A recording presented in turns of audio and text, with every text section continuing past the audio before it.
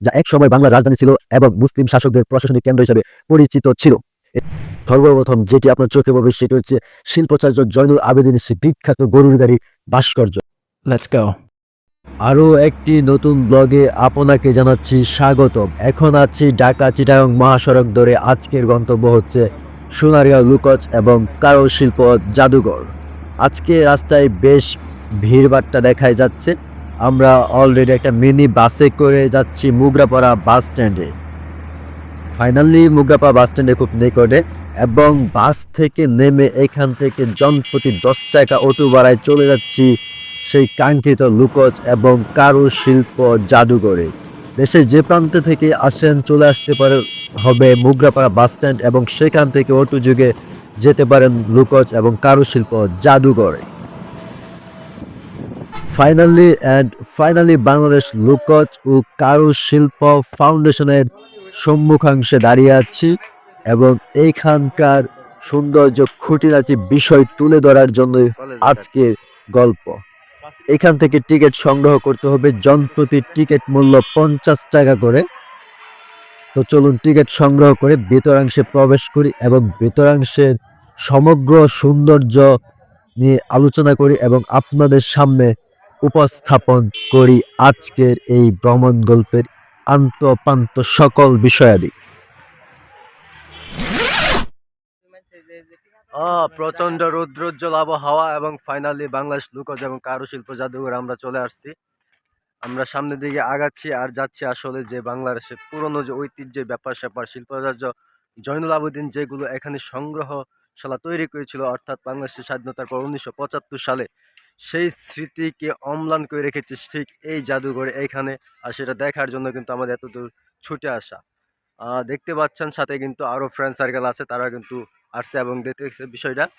তো চলি সামনে প্রবেশ করি এবং দেখি আসলে এখানকার মূল সৌন্দর্য। এইখানে প্রবেশ করার পরপরই সর্বপ্রথম যেটি আপনার চোখে পড়বে সেটি হচ্ছে শিল্পাচার্য জয়নুল আবেদিনের সেই বিখ্যাত গরুর গাড়ি ভাস্কর্য। তার একটু পরে সামনে অগ্রসর হলে আপনার চলে আসবেন সেই কাঙ্ক্ষিত সংগ্রহশালায়, যেখানে সংরক্ষণ করা হয়েছে অতীত ইতিহাস ঐতিহ্য সমৃদ্ধকারী সেই ভান্ডারগুলো।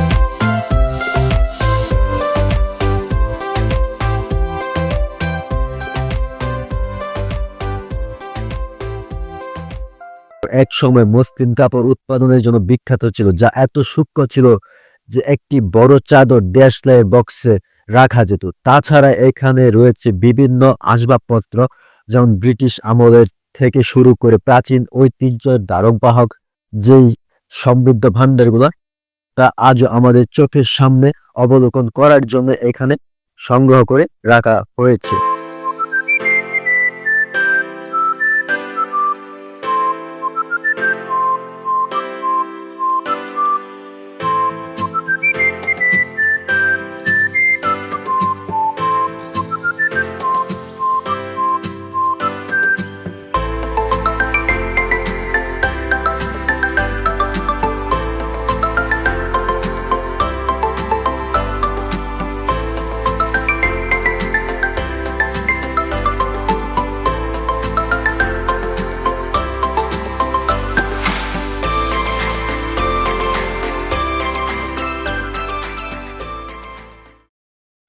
এখানকার সবচেয়ে আকর্ষণীয় এবং চমৎকার জায়গা হচ্ছে আমার পিছনের এই বড় সর্দার বাড়ি। ঠিক এই যে পিছনে দেখতে পাচ্ছেন ছবির মতো সুন্দর, ঠিক এটাই হচ্ছে এখানকার সবচেয়ে চমৎকার এবং আকর্ষণীয় জায়গাটা। এইটা দেখার জন্য কিন্তু ছুটে আসা এবং আপনার সাথে শেয়ার করা। সোনারগাঁয়ের সবচেয়ে আকর্ষণীয় স্থান হচ্ছে এই বাড়িটি। এটা হচ্ছে বড় সর্দার বাড়ি নামে পরিচিত, যা এক সময় বাংলার রাজধানী ছিল এবং মুসলিম শাসকদের প্রশাসনিক কেন্দ্র হিসেবে পরিচিত ছিল। এটা ঢাকা থেকে ২৭ কিলোমিটার দক্ষিণ পূর্বে নারায়ণগঞ্জ জেলায় অবস্থিত। এটা পুরনো নাম ছিল সুবর্ণগ্রাম। সোনারগাঁ ছিল বাংলার প্রাচীন রাজধানীগুলির মধ্যে অন্যতম। ত্রয়োদশ শতাব্দী থেকে মুসলিম শাসকদের অধীনে এটি গুরুত্বপূর্ণ কেন্দ্র ছিল। তাছাড়া বারো ভূঁইয়া যথাক্রমে ঈসা খান, মুসা খানের নেতৃত্বে বারো ভূঁইয়াদের প্রধান ঘাঁটি ছিল এই অঞ্চল, যা মুঘল প্রতিরোধ করেছিল। বাংলাদেশ লোকজ এবং কারুশিল্প জাদুঘর ঘোরাফেরা শেষ করলাম। তো চলেন চলি সামনের দিকে। আর এই ব্লগ ভিডিও থেকে এখান থেকে বিদায় নিচ্ছি। খুব শীঘ্র আসছে পরবর্তী ব্লগ।